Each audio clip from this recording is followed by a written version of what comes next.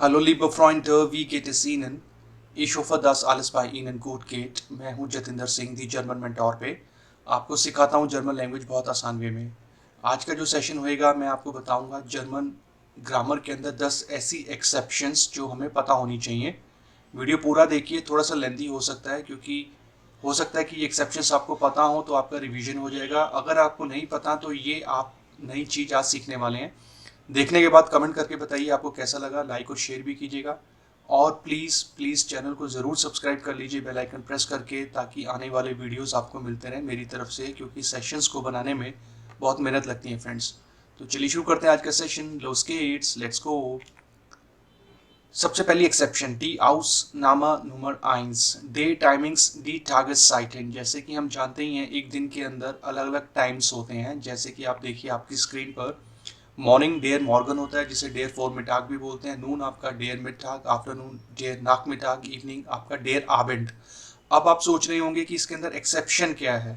अगर आप ध्यान से देखें फ्रेंड्स, ये जितने भी टाइम्स हैं इनके अंदर जो आर्टिकल है वो डेयर है, सबका कॉमन है। एक्सेप्शन आपकी होगी नाइट के अंदर, ठीक है, जिसे हम बोलते हैं डी नाक्ट। तो ये एक फेमिनिन नाउन होता है तो इसका आर्टिकल होता है डी। अब बढ़ते हैं आगे और देखते हैं कि नेक्स्ट एक्सेप्शन कौन सी है। डी आउस नामा नंबर स्वाई वीकडेज डी वोकन टागर। अब वीकडेज के अंदर कौन सी एक्सेप्शन हो सकती है। देखिए ये है हमारे टोटल वीकडेज, डेर मोन्टाग, डेर डीनस्टाग, डेर मिटवॉक, डेर डोनस्टाग, डेर फ्राइटाग, सामस्टाग और जोनटाग। तो इन सब का आर्टिकल्स जो है वो डेयर है। तो ये भी अपने आप के अंदर एक टिप है। जितने भी हमारे डे टाइमिंग्स जो आपने पिछली स्लाइड में देखा और जो हमारे डेज होते हैं ये सारे डेयर होते हैं, एक्सेप्ट वीकडेज के अंदर जो एक चीज़ होती है उसका आर्टिकल अलग होता है, वो होता है हमारा वीकेंड। जो सैटरडे संडे का टाइम होता है जब जर्मनी के अंदर कोई काम नहीं होता, तो उसका जो आर्टिकल होगा वो होता है दास वोखन एंड। देखा जाए तो ये सैटरडे संडे प्लूराल है, 2 डेज हैं तो डी होना चाहिए, लेकिन ये दास है, ठीक है। अब ये जर्मन लोगों ने इसका दास वोखन एंड क्यों रखा मैं आपको नहीं कह सकता। तो ये थी एक्सेप्शन नंबर 2। तो इसमें आप देखिए जितने भी हमारे वीकडेज हैं इन सबका आर्टिकल जो डेयर है एक्सेप्ट आपका दास वोखन एंड। अब बढ़ते हैं आगे। नंबर 3 हम देखते हैं। एक्सेप्शन नंबर 3 डी आउस नामा ड्राई आ। ये जो एक्सेप्शन है इसको मैंने 2 पार्ट में डिवाइड किया है। अभी मैं आपको पार्ट 1 बताऊंगा ड्राई आ। ये है नंबर्स डी सालन, ठीक है। जैसे कि आप जानते हैं कार्डिनल नंबर्स होते हैं और ऑर्डिनल नंबर्स होते हैं। तो पहली एक्सेप्शन है कार्डिनल नंबर्स से रिलेटेड डी कार्डिनल सालन, जो हमारी नॉर्मल काउंटिंग होती है आइंस वाई ड्राई फियर, उसकी मैं बात कर रहा हूँ। अब इसके अंदर क्या एक्सेप्शंस होती हैं देखिए। सबसे पहली एक्सेप्शन होती है नंबर 6 में जो होता है जेक्स। आप लेफ्ट साइड पे देखिए इसके जो स्पेलिंग है वो जेक्स के हैं, लेकिन जब हम 16 लिखेंगे तो ये बनता है जेश सेन, ठीक है। अब इसके अंदर जो है ना आपको एस नहीं लगाना होता है जेक्स का, ठीक है। तो मैंने यहाँ पे मेंशन किया कि एस नहीं लगाना, ये बनेगा जेश सेन, ठीक है। उसी तरीके से जब आप नंबर 7 लिखते हैं या बोलते हैं तो वो होता है जीबन, लेकिन जब आप नंबर 17 लिखेंगे तो इसके अंदर भी ई एन आपको ओमिट करना होता है, ठीक है। तो ये बनेगा जीप सेन। अब नीचे जो नंबर है वो आप देखिए 20, 40, 50, 80, 90, ठीक है। ये हर 10 की सीरीज है, हर 10 नंबर पे जो गैप आता है, ठीक है। अब इसके अंदर नंबर 10 नहीं है क्योंकि वो हमें पता सेन होता है, उसका कोई पैटर्न नहीं है, वो हमें दिल से सीखना है। नंबर 30 के अंदर के एक एक्सेप्शन है और 60 और 70 में एक एक्सेप्शन है, और 100 तो 100 100 होता है ये फ्रेंड्स, ठीक है। अब ये है क्या देखिए, 20 को हम बोलते हैं स्वानसिश, 40 को बोलते हैं फियरसिश एंड सो ऑन, ठीक है। इन सब के एंड में सिश लगता है, एंडिंग इज सिश, जैसा कि मैंने यहाँ पे लिखा ही है। अब वो कौन सी एक्सेप्शन है जो कार्डिनल नंबर्स में होती हैं, वो रही ये नंबर 60 जो होता है फ्रेंड्स, इसमें देखिए हम लिखते हैं जेक्स सिश। अब इसमें जो एस होता है जेक्स का वो हमें नहीं लगाना होता। तो उसी तरीके से 70 के अंदर जो है आपका जो है जीवन सिश नहीं होगा, ये बनेगा जीप सिश, नो ई एन ऑफ जीवन। तो ये भी एक एक्सेप्शन आपको दिल से याद करनी है। अब नंबर 30, अब इसके अंदर क्या एक्सेप्शन है देखिए। जो हमारी 20, 40, 50, 80, 90 की जो सीरीज है इसका जो लास्ट अल्फाबेट है वो होता है सिश आपका सेट ई गे, लेकिन इसके अंदर होता है एस सेट ई गे। तो ये एक्सेप्शन होती है नंबर 30 के अंदर, ठीक है। तो 30 की सीरीज में जो भी नंबर्स होंगे 31, 32, 33, 39 तक, तो उसमें आपने स्पेलिंग यही लिखने होते हैं ड्राइसिश के, एस सेट ई गे। और बाकी की जो सीरीज है 20, 40, 50, 90 ये होता है सेट ई गे, ठीक है। तो ये एक्सेप्शंस होती हैं कुछ कार्डिनल नंबर्स में। अब फ्रेंड्स आगे बढ़ते हैं। अब मैं आपको बताता हूँ कि ऑर्डिनल नंबर्स के अंदर कौन सी एक्सेप्शंस होती हैं। आपके सामने ये रही डी ऑर्डिनल सालन, ऑर्डिनल नंबर्स। अब देखिए ये क्या होते हैं। तो ये होते हैं आपके एस्टन, स्वाइटन, थ्रीटन, फिएटन, फ्यूमटन, जेक्सटन, ठीक है। तो अब देखिए नंबर 1 के अंदर ही एक्सेप्शन है, क्योंकि इसको हम आइंस्टाइन नहीं बोलेंगे, क्योंकि जो अभी हमने पीछे देखा 1 को हम आइंस बोलते हैं, लेकिन यहाँ पे बनेगा एस्टन। तो ये आपको दिल से याद करना है। स्वाइटन स्वाइटन होगा, क्योंकि स्वाई होता है, पीछे आपको TEN लगाना है। ड्रिटन के अंदर भी देखिए द्राइटन नहीं होगा, ये होगा द्रिटन, ठीक है। तो ये भी एक्सेप्शन आपको दिल से याद करना है। तो ये पहली एक्सेप्शन थी नंबर 1 से लेकर 6 तक। अब आगे की एक्सेप्शन कौन सी है देखिए। नंबर 7 के अंदर जो होगा वो जीप्टन होगा, ये जीबेंटन नहीं होगा, ये भी एक एक्सेप्शन है, ठीक है। नंबर 8 के अंदर भी सेम आक्टन जो होगा, इसमें जो आक्ट होता है एक्चुअल में उसका जो टे होगा वो इसमें नहीं आएगा, मतलब आपको स्वाइमल टे नहीं लगाना है। तो ये भी एक एक्सेप्शन है आक्टन के अंदर। नॉइटन सेम रहेगा, सेंटन सेम रहेगा, और स्वांसिश जैसे ही आएगा 20 तो उसके बीच में आपको एक्स्ट्रा एस लगाना होता है TEN से पहले, ठीक है। पहले आप स्वांसिश लिखेंगे, फिर एस लगाएंगे, फिर TEN, ठीक है। और उसी तरीके से जब आप द्राइसिश लिखेंगे तो द्राइसिश के स्पेलिंग मैंने आपको बताए थे, लास्ट में SET बीच में एस लगेगा और आपका TEN। तो ये आपकी ऑर्डिनल नंबर्स की एक्सेप्शंस होती हैं, जिसमें आपका 1, 3, 7, 8, 20 और 30, ठीक है। इसमें आपने ध्यान रखना होता है, और बाकी जितनी भी सीरीज चलेगी वो सेम पैटर्न पे चलेगी, ठीक है। आपको TEN लगाना होता है, लेकिन जब 20 आएगा, 20 से आगे की सीरीज जो होगी उसमें आपको STEN लगाना होता है, और 30 के अंदर आपको SET और बीच में STEN तो आएगा। अब आगे बढ़ते हैं, अब कंटिन्यू करते हैं। डी आउसनामा नुमर फियर। एक्सेप्शन नंबर 4, नाक हाउस आउसनामा। अब ये बड़ा इंटरेस्टिंग है, बड़ा कॉमन है फ्रेंड्स, तो ये हमें दिल से सीखना पड़ता है। वो कैसे, पहले मैं आपको समझाता हूँ फ़र्क क्या होता है। देखिए जो हमारा सू होता है ना फ्रेंड्स, एक प्रेपोजिशन होती है, सू is for with in the territory, ठीक है। वैसे तो सू के और भी मतलब होते हैं, बहुत जगह यूज होता है, जैसे आपका सू प्लस इन्फिनेटिव होता है, सू होता है, या सू प्लस एडजेक्टिव भी यूज होता है, ठीक है। उनके सेपरेट सेशंस बने हुए हैं, वो आप जरूर देखिए, या लिंक मैं उनके दे दूंगा डिस्क्रिप्शन में, उन वीडियोस के आप देख सकते हैं। आज हम बात करेंगे सू जब हम यूज करते हैं डायरेक्शन के लिए, ठीक है। जब आप एक टेरिटरी के अंदर, एक सिटी के अंदर जब आप एक मूवमेंट कर रहे हैं, ठीक है, तो वहां पर हम लगाते हैं सू, और नाक लगाते हैं हम डिफरेंट सिटीज, स्टेट्स या कंट्रीज के लिए, ठीक है। दोनों का ही मतलब टू है, लेकिन फर्क होता है। सू होता है शॉर्ट डिस्टेंस के लिए with in a territory, with in a city, और नाक होता है सिटी से बाहर किसी और स्टेट में या किसी और कंट्री में। अगर देखिए मैं सू की बात करूं, इश्क है सू अब बांग, तो सू अब बांग हो गया आपका सू प्लस टेयर, क्योंकि जो सू आपकी है एक डाटिव प्रेपोजिशन, बांग का आर्टिकल डी होता है, डेयर बन जाएगा, तो सू प्लस टेयर आपका हो जाएगा सू अब बांग। इश्क है सू अब बांग। दूसरा फ्रेज है एयर गेट्स सोम पान ऑफ, ये बनेगा सू प्लस टेम का कॉम्बिनेशन, और वी आर गेन सुअर पोस्ट, तो ये भी आपका जो है सू प्लस टेम। तो ये होता है कि जब आप विद इन टेरिटरी किसी जगह पे आप जा रहे हैं तो वहां पर हम यूज करते हैं सू। अब नाक हम यूज करते हैं जब सिटी से बाहर या कहीं दूर हम ट्रेवल करते हैं, जैसे कि फ्रैंकफर्ट नाक स्पानियन, जी गेट नाक यूएसए, वी आर राइजन नाक पारिस। अब इसमें नाक हाउस आउसनामा कहाँ से आया, तो फ्रेंड्स देखिए ये मैंने आपको जानबूझ के समझाया कि सू और नाक होते क्या है बेसिकली, ठीक है। लेकिन जब हम घर की बात करेंगे तो घर तो टेरिटरी के अंदर ही होता है, ठीक है। सपोज कीजिए मैं कॉलेज से घर जा रहा हूँ या स्कूल से घर जा रहा हूँ, तो आप सोचेंगे कि यहाँ पे सू लगेगा, नहीं, ऐसा नहीं है। जो हम हाउस के लिए जब हम घर की बात करते हैं तो उसका एक्सेप्शन यही होता है, इश्क है नाक हाउस, तो आपको ऐसे ही याद करना है इसको, ठीक है। इसमें नाक लगेगा, सू नहीं लगेगा, और हाउस के पीछे आपको एक्स्ट्रा ए लगाना होता है, ठीक है। तो यही थी आपकी एक्सेप्शन नंबर 4, नाक हाउस आउसनामा। तो इसमें देखिए मैंने मेंशन भी किया है, ये वाली एक्सेप्शन के अंदर आपको ऐसे ही लिखना है, इश्क है नाक हाउस। अब बढ़ते हैं आगे, देखते हैं नेक्स्ट एक्सेप्शन कौन सी है, डी आउसनामा नुमर फ्यूनफ। अच्छा आप देखिए वर्ब्स एंड्स विद ईयरन, बहुत सारी वर्ब्स ऐसी होती हैं जिसके एंड में ईयरन होता है, ठीक है।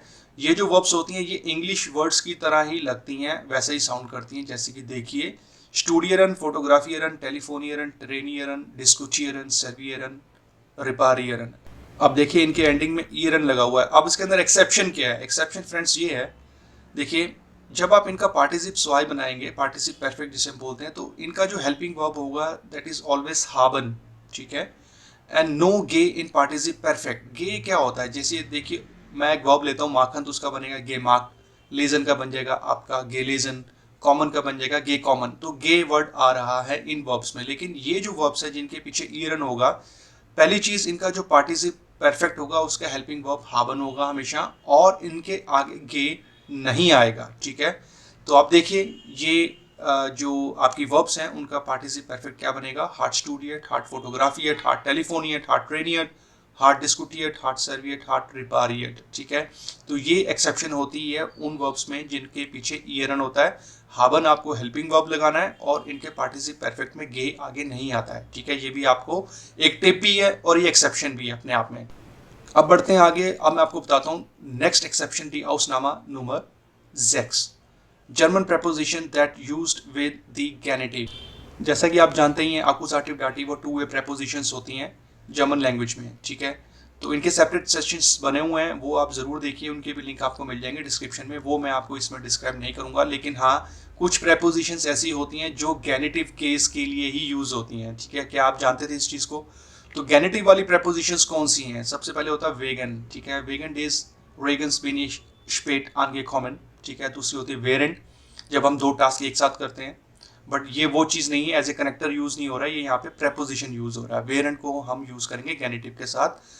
सेंटेंस आप देखते जाइएगा, ठीक है। आप इनको बेशक पढ़ लीजिए, लिख लीजिए, बट कॉन्सेप्ट यही था कि ये जो आपकी प्रेपोजिशंस है ये है आपकी गैनिटिव केस के लिए यूज होने वाली, ठीक है। वेगन का मतलब होता है कि आपका बिकॉज ऑफ, वेरेंट का मतलब होता है वाइल, ट्रॉट्स का मतलब होता है डिस्पाइट दैट, और अनस्टार्ट होता है आपका इंस्टेड ऑफ, और डांग का मतलब होता है थैंक्स, ठीक है। तो इनके मैंने सेंटेंसेस बनाए हुए हैं, इनको आप पढ़िए, देखिए, समझिए, ठीक है। तो ये एक्सेप्शन थी जो प्रेपोजिशंस होती है गैनिटिव केस के लिए जो यूज होती हैं, ठीक है। ये इन्हीं के साथ होती हैं। अब आगे बढ़ते हैं, देखते हैं नेक्स्ट एक्सेप्शन थी Ausnahme Nummer 7, when the verb does not come at the end in a subordinating clause temporal connector। ये मुझे थोड़ा समझाने में आपको टाइम लगेगा। जैसा कि आप जानते ही हैं बहुत सारे कनेक्टर्स होते हैं, जब वो नेबनसार्ट्स में यूज होते हैं तो वर्ब की पोजीशन सेंटेंस के एंड में जाती है। तो सबसे पहले देखिए सबऑर्डिनेटिंग क्लॉज कनेक्टर्स, जैसे कि आल्स, व्हेन, वाइल, दास, वे, फ्रागा, ऑब, ओबवोल, साइट, नागडेम, दामिट, सोबार्ड, ठीक है। ये वो कनेक्टर्स हैं जो बहुत ज़्यादा है, और जैसे नेबनसार्ट्स में आते हैं तो कनेक्टर लगता है और वर्ब जाती है सेंटेंस के एंड में। तो देखिए इसमें कनेक्टर की पोजीशन होती है नुल, सब्जेक्ट होता है फर्स्ट पोजीशन पे और वर्ब जाती है एट द एंड, ठीक है। ये तो नॉर्मल है जो हमें पता है। सबऑर्डिनेटिंग क्लॉज, अब टोटल 3 तरीके के क्लॉज होते हैं, 3 तरह के कनेक्टर्स होते हैं। देखिए कैसा, ये तो हो गया पहला। दूसरा देखिए कोऑर्डिनेटिंग क्लॉज, इसके अंदर आते हैं ओसुडा कनेक्टर्स फ्रेंड्स। ओसुडा कनेक्टर्स बेसिकली एक 5 कनेक्टर्स का ग्रुप है, ठीक है। इसका एक सेपरेट सेशन मैंने बना रखा है, उसको डिटेल में सीखना हो तो जाइए लिंक पे, मैं आपको दे दूंगा डिस्क्रिप्शन में, उसको समझिए, ठीक है। ये 5 कनेक्टर्स होते हैं, ऑर्डर, जॉर्डन, ऊन, डेन और आबर। तो इनका जो पहला अल्फाबेट है सारे कनेक्टर्स का, उनको आप एब्रीवेट करेंगे तो वो ओसुडा बनता है। कनेक्टर रहेगा नुल पोजीशन पे, सब्जेक्ट अब यहाँ पे आ जाएगा फर्स्ट पोजीशन पे, और वर्ब जो आएगी सेकंड पोजीशन पे। जो सबऑर्डिनेटिंग क्लॉज में थी एंड में, अब यहाँ पे आ जाएगी सेकंड पोजीशन पे। और एक थर्ड टाइप के भी कनेक्टर्स होते हैं, वो होते हैं ये एडवर्बियल क्लॉज या एडवर्बियल कनेक्टर्स, जैसे कि जो, ट्रॉट्स्टेम, दारुम, देसवेगन और देसाल। और जो दारुम, देसवेगन और देसाल है, इसका मतलब देयरफॉर होता है। ये तीनों एक ही हैं, ठीक है, चाहे आप जो मर्जी यूज कर लीजिए। अब इसमें देखिए क्या होता है स्ट्रक्चर, कनेक्टर नुल पोजीशन पे रहेगा, सब्जेक्ट अब आ जाएगा आपका सेकंड पोजीशन पे और वर्ब जाएगी आपकी फर्स्ट पोजीशन पे। अगर आप कंपेयर करें कोऑर्डिनेटिंग क्लॉज और एडवर्बियल क्लॉज में, तो इसमें आपका जो है क्रॉस हो रहा है, ठीक है। पोजीशन नुल है दोनों में ही। सब्जेक्ट अगर आप कोऑर्डिनेटिंग में देखेंगे तो फर्स्ट है, तो एडवर्बियल में है आपकी सेकंड, और जो वर्ब है सेकंड पोजीशन पे कोऑर्डिनेटिंग में, और वही वर्ब है जो फर्स्ट पोजीशन में एडवर्बियल क्लॉज में। अब मैं आपको कोऑर्डिनेटिंग क्लॉज और एडवर्बियल क्लॉज के 2 एग्जांपल्स दिखाता हूँ, आपको समझ में आ जाएगा। देखिए बाइशपील, पहला जो है कोऑर्डिनेटिंग क्लॉज का, ich bin in Berlin und ich mache ein Praktikum, ठीक है। तो इसमें देखिए उन लगा, उनके बाद जो है आपका वो तो रहेगा नुल पोजीशन पे। इश जो है आपका सब्जेक्ट है, ठीक है, और वर्ब की पोजीशन सेकंड ही रहेगी, कनेक्टर लगने के बाद भी सेकंड पे है, जैसा कि नहीं होता है आपके दूसरे कनेक्टर्स के साथ, ठीक है। और नीचे आप देखिए एडवर्बियल क्लॉज, यहाँ पे मैंने लिखा ich bin krank, अब इसमें कॉमा लगाना पड़ेगा आपको, ठीक है। कॉमा, देसाल, देसवेगन, दारुम, तीनों में से कोई भी एक यूज कर लीजिए, एक ही बात है, एक ही मतलब है देयरफॉर। और उसके आगे का सेंटेंस रहेगा ब्लाइबे इश zu Hause। अगर मैं बोलूँ ich bin krank deshalb bleibe ich zu Hause, ich bin krank deswegen bleibe ich zu Hause, या ich bin krank darum bleibe ich zu Hause, एक ही मतलब है, ठीक है। अब इसके अंदर देखिए जो कनेक्टर लगा आपका देसाल, देसवेगन, दारुम, वो नुल पे रहेगा, ब्लाइबन आपकी रहेगी वर्ब फर्स्ट पोजीशन पे, और इश जो सब्जेक्ट है सेकंड पोजीशन पे। ये जस्ट आपको समझाने के लिए, ठीक है, लेकिन इनके सेशंस आप जरूर देखिए। तो ये थी हमारी एक्सेप्शन नंबर 7, दी Ausnahme Nummer 7। अब आगे बढ़ते हैं, देखते हैं नंबर 8 क्या है। दी Ausnahme Nummer 8, German verbs where you can not separate the prefix. कुछ वर्ब्स ऐसी होती हैं फ्रेंड्स जो हमें धोखा लगता है कि ये त्रेन बारन वर्ब्स हो सकती हैं, सेपरेबल वर्ब्स हो सकती हैं। तो वो प्रीफिक्सेस है कौन से? बे एम्प एंड एयर के मिस फेयर फोल सेयर, ठीक है। इनके जो हैं कुछ एग्जाम्पल्स मैंने लिखे हुए विद इन ब्रैकेट्स, वो आप बेशक नोट कर लें जैसा आपको ठीक लगे, ठीक है। तो जिन भी वर्ब्स के आगे ये वाले जो प्रीफिक्स आ रहे हैं वो आपकी त्रेन बारन वर्ब्स नहीं है फ्रेंड्स, ठीक है, ये एक्सेप्शन है। अब इसमें देखिए क्या होता है, इसकी भी जो हेल्पिंग वर्ब होगी वो हमेशा आपकी हावन होगी और इसके आगे भी गे नहीं आएगा, जैसे कि आपने ईरन वाली वर्ब्स के साथ देखा था, ठीक है। तो ये भी एक्सेप्शन है, ठीक है। ध्यान रखिए इन वाली प्रीफिक्स के साथ आपको जो है कंफ्यूज नहीं होना है, ठीक है। हेल्पिंग वर्ब इनकी भी हावन होगी और इसके आगे भी गे नहीं लगेगा इनके पार्टिसिप परफेक्ट वाले सेंटेंसेस में। अब बढ़ते हैं आगे, देखते हैं नंबर 9 वो क्या है।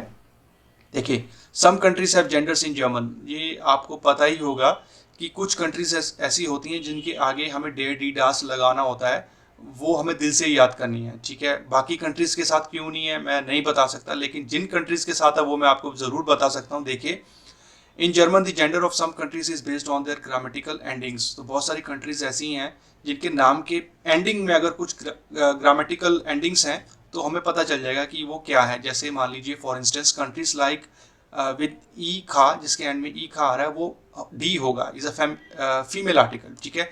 This rule also applies to endings like A E in ट्यूरकाई और ए इन यूक्रेन, ठीक है। उसमें भी डी होगा। अदर कंट्रीज यूज डी because they are plural in German like USA और दी नीदरलैंड, ठीक है। तो जैसे कि आप जानते हैं यूएसए के अंदर बहुत सारी स्टेट्स हैं, वो अपने आप के अंदर प्लूरल है, तो डी यूएसए और उसी तरीके से नीदरलैंड में, ठीक है। बाकी आप देख सकते हैं जो आपके मैस्कुलिन है डेयर ईरान, डेयर इराक और बाकी सारे मैं बोलूंगा नहीं, आप इनको नोट कर लें, ये सारे आपके मैस्कुलिन है डेयर। डी के अंदर फेमिनिन के अंदर आते हैं आपके श्वाइस, फाल्स, ट्यूरकाई, एयू जिसे हम बोलते हैं यूरोपेशिया यूनियन, यूएसए, नीदरलैंड और दास के अंदर टेसिन, एल्सास, बाल्टिकुम। तो ये एक्सेप्शंस हैं जो थी आपकी कंट्रीज के लिए यूज होती हैं, इनके आर्टिकल्स होते हैं, ठीक है। इनको आपको दिल से ही याद करना है और इसका कोई लॉजिक नहीं है बेसिकली। अब देखते हैं आज के सेशन की लास्ट एक्सेप्शन, दी आउसनामा नंबर सेन, वो क्या है। अब फ्रेंड्स ये बड़ा इंटरेस्टिंग है, गेबुर्सटाटुम जिसे हम बोलते हैं बर्थ डेट, ठीक है। यहाँ पे मैंने एक बाइशपील लिखा है 24 नवंबर 1975। अब जब हम कोई इवेंट के लिए, कोई डेट ऑफ बर्थ के लिए या कोई ऐसी चीज़ जो पास्ट में आपके लिए स्पेशल इवेंट रहा हो, तो उसके लिए जब हम डेट की बात करेंगे ना तो उसमें हमें थोड़ा सा ध्यान रखना पड़ता है। जैसे कि मानिए ये एक बाइशपील है, एक डेट ऑफ बर्थ है, अब इसको मुझे जब बोलना होगा तो मैं कैसे बोलूँगा। देखिए इसको मैं ऐसे बोलूँगा, ich bin am 24. November 1975 geboren, ठीक है। तो I was born on 24th of November 1975, ये इसका बिल्कुल करेक्ट सेंटेंस है, फ्रेज है, ठीक है। तो आपको ऐसे बनाना है। अगर आप ऐसे बनाएंगे ना, ich bin am 24. November 1975 geboren, ये गलत है फ्रेंड्स, क्योंकि ईयर के केस में हम जब डेट ऑफ बर्थ बताते हैं तो 1975 हम ऐसे नहीं बोलते हैं, हम 100 की सीरीज में बोलते हैं, ठीक है। तो जो ऊपर वाला जो फ्रेज है ना जिसमें मैंने लिखा 1900 यानी कि 1900, ये बिल्कुल सही है। और नीचे वाला जो है आपका 1975 geboren, ये गलत है, ये सुनने में बड़ा अटपटा लगता है। तो अगर आपको नॉर्मल नंबर बोलने हैं तो वो यही बनेगा 1975, लेकिन जब आप डेट ऑफ बर्थ की बात कर रहे हैं तो आपको 1900 बोलना है, ठीक है। तो देखिए ये वाला जो सेंटेंस है ऊपर वाला ये ठीक है और नीचे वाला जो है गलत, ठीक है। तो ये भी एक एक्सेप्शन थी जो यूज होती है डेट ऑफ बर्थ के केस में पर्टिकुलर। तो फ्रेंड्स ये था आज का सेशन, ये वो 10 एक्सेप्शंस हैं जो बार बार रिपीट होती है जर्मन लैंग्वेज में, तो हम इनको सीखेंगे, हमें दिल से याद करना पड़ता है, ठीक है। आई होप कि ये सेशन आपको अच्छा लगा, कुछ पता होगा कुछ नहीं पता होगा तो कमेंट करके ज़रूर बताइए मेरे को, ठीक है। लाइक शेयर भी कीजिएगा, सपोर्ट कीजिए फ्रेंड्स, हर सेशन को बनाने में बहुत समय लगता है, मेहनत लगती है। ये वो चीज़ें हैं जो मैं आपके साथ शेयर करता हूँ, हो सकता है ये चीज़ें आपको दूसरे चैनल पे देखने को ना मिले, ठीक है। तो मेरा पूरा फोकस रहता है कि जितना मुझे नॉलेज है मैं आपके साथ शेयर करूँ, क्योंकि नॉलेज बांटने से ही बढ़ती है। और लास्ट में आपसे बोलूँगा थैंक्स फॉर वॉचिंग, आपने पूरा वीडियो देखा समझा, कमेंट करिए, सब्सक्राइब जरूर कर लीजिए फ्रेंड्स, ठीक है। Like share support and subscribe, German पढ़ते रहिए इस चैनल पे, दी जर्मन मेंटोर पे। मैं हूँ जतिंदर सिंह, जल्दी मिलूंगा एक नए ग्रामर टॉपिक के साथ। अपना ध्यान रखिए, सेफ रहिए, बिस्बाल, च्यूस, ऑफ विडरसेन, चाओ चाओ।